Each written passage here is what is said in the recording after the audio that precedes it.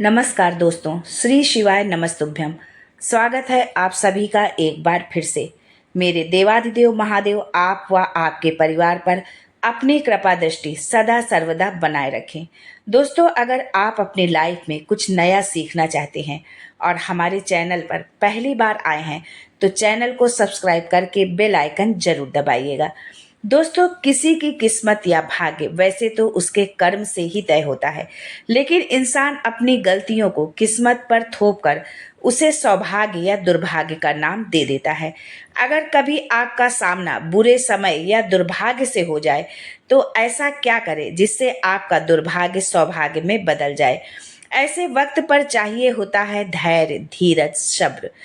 अक्सर हमारी मेहनत प्रयासों की विफलता हमें कार्य सिद्धि के पथ से भटका देती है। हम हार से नहीं हारते, हार के डर से ही हार जाते हैं। नकारात्मक सोच से ही हमारी पराजय होती है। प्रयासों के कमी से ही सफलता हमारे हाथों से निकल जाती है। अनुभव की बात है, निश्चय ही कर ले कि संकट और असफलता के समय हमेशा धैर्य से काम ले, हिम्मत से मुश्किलों का हल निकालने की कोशिश करें। माना कि संकट के समय या हार को सामने देखकर धैर्य रखना उतना आसान नहीं है, लेकिन अपने मनोविश्वास को दृढ़ बनाइए। ऐसी परीक्षा की घड़ी में आपका साथ देते हैं हमारे शास्त्रों, वेद, पुराणों में बताए गए कुछ प्रभावशाली एवं दुर्लभ मंत्र।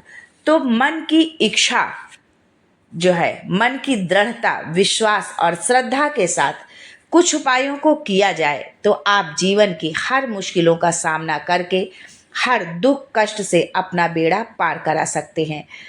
दोस्तों, आगे बढ़ने से पहले मैं आपसे रिक्वेस्ट करती हूँ कि वीडियो को लाइक करिएगा, दोस्तों को शेयर कर दीजिएगा और अगर आपने अभी तक चैनल को सब्सक्राइब नहीं किया है तो चैनल को सब्सक्राइब करके बेल आइकन जरूर दबाइएगा। दोस्तों, कुछ ऐसे मंत्रों के बारे में आज हम आपको बताएंगे जिनको यदि आप सावन माह में कर लेते हैं और पूर्णिमा के दिन यदि आप इन मंत्रों का जाप करते हैं तो आपकी तिजोरी धन से भर जाएगी, आप माला माल हो जाएंगे। आपको किसी भी तरह के आर्थिक संकट का सामना जीवन में करना नहीं पड़ेगा। माता लक्ष्मी चिरकाल तक आपके घर में निवास करेंगी। दोस्तों, मंत्र शब्द का अर्थ असीमित है। वैदिक ऋचाओं में के प्रत्येक छंद भी मंत्र कहे जाते हैं तथा देवी देवता की स्तुतियों व यज्ञ हवन निश्चित किए गए शब्द समूहों को भी मंत्र कहा जाता है। शास्त्रों में मंत्र साधना के लिए कुछ विशेष महीनों का उल्लेख किया गया है। साधना हेतु कार्तिक, आश्विन, वैशाख, मार्गशीर्ष, फाल्गुन एवं श्रावण मास उत्तम माना गया है। शास्त्रों में मंत्र साधना के लिए कुछ शुभ दिन भी निर्धारित हैं। दिन है रविवार, सोमवार, शुक्रवार, बुधवार एवं गुरुवार। मंत्रों में वह शक्ति है कि अगर कुछ बातों का ध्यान रखा जाए तो वे मंत्र हमारे लिए बहुत फायदेमंद साबित हो सकते हैं। यदि आप किसी मंत्र का जाप घर में करते हैं तो उसका 1 गुना फल आपको मिलता है।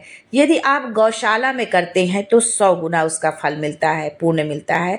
यदि किसी पुण्यमय वन या बगीचे में तथा तीर्थ में यदि आप किसी मंत्र का जाप करते हैं तो 1000 गुना उसका फल मिलता है। पर्वत पर 10,000 गुना, नदी तट पर लाख गुना, देवालय में करोड़ गुना तथा शिव के निकट अनंत गुना फल प्राप्त होता है। तो दोस्तों, ये सावन समाप्ति पर है जो है, और इस सावन की समाप्ति पर पूर्णिमा के दिन यदि आप शिवालय पर बैठ करके आप इन मंत्रों का जाप करते हैं तो समझ लीजिए कि आपकी जो भी इच्छा है, आपके जीवन में जो भी संकट है, जो भी दुख तकलीफ है, वो सब भोलेनाथ जो है उसको दूर करेंगे। मंत्र का अर्थ होता है मन को एक तंत्र में बांधना। शास्त्रों और पुराणों में वर्णित है कि मंत्रों का संबंध किसी न किसी देवी देवता या प्रकृति की उन शक्तियों से है जिससे आप अपनी इच्छा की पूर्ति करा सकते हैं। कुछ मंत्र जहां आपको लाभ पहुंचाने का काम करते हैं तो कुछ की शक्तियों से दूसरों को तकलीफ भी पहुंचाया जा सकता है। यानी जिस तरह धरती पर अच्छे और बुरे सोच वाले लोग हैं, उसी तरह मंत्र भी सकारात्मक और नकारात्मक प्रभाव डालने वाले होते हैं।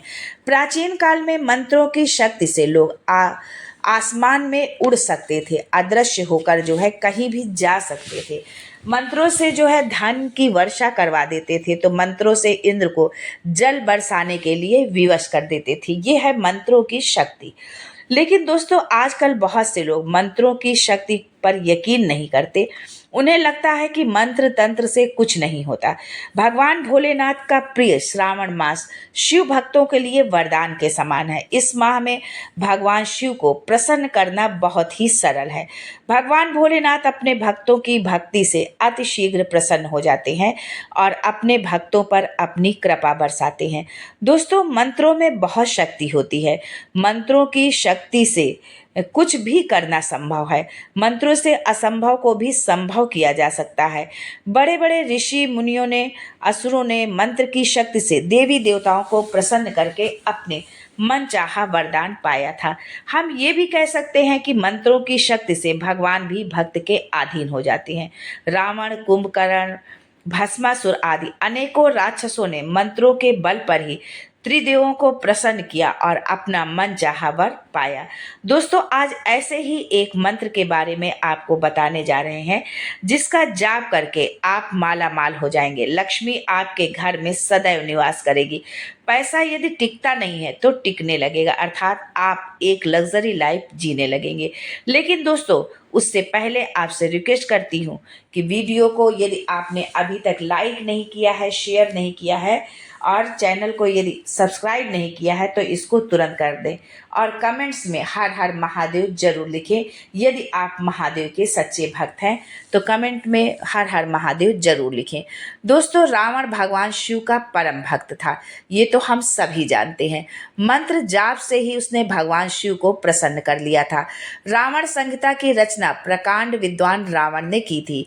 इसमें ज्योतिष एवं तंत्र विद्या से संबंधित मंत्रों के जप में ज्ञान का भंडार समाहित है। रावण ये भली भांति जानता था कि मंत्रों में बेहद शक्ति होती है, क्योंकि उसने स्वयं मंत्र जाप से ही शिव को प्रसन्न किया था। धन प्राप्ति के लिए रावण द्वारा रचित ये मंत्र बहुत ही प्रभावशाली हैं। धन प्राप्ति के लिए आप भगवान शिव की आराधना करें। भगवान शिव को प्रसन्न कर आप अपार धन की प्राप्ति कर सकते हैं। दोस्तों आप सावन के किसी भी सोमवार को दूध मिश्रित जल भगवान भोलेनाथ को अर्पित करें।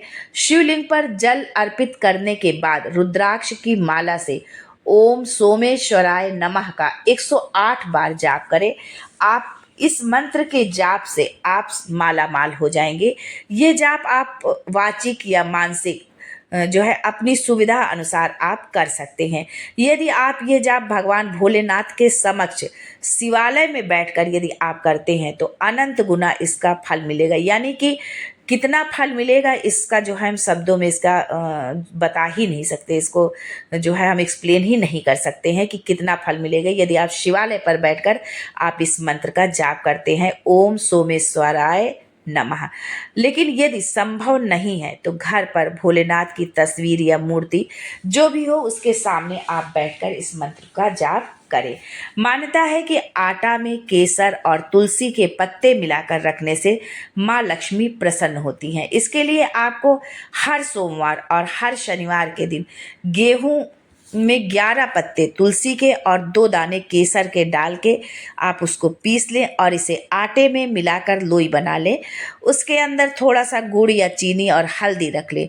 फिर किसी गाय को आप इसे खिला दें। ऐसा करने से माँ लक्ष्मी की कृपा से खूब तरक्की होगी। दिन दूना रात चौगुना धन की बरसात होने लगेगी। आज के लिए बस इतना ही दोस्तों, मिलते हैं अगले वीडियो में एक नई जानकारी के साथ। तब तक के लिए हर हर Mahadev and thanks for watching my video.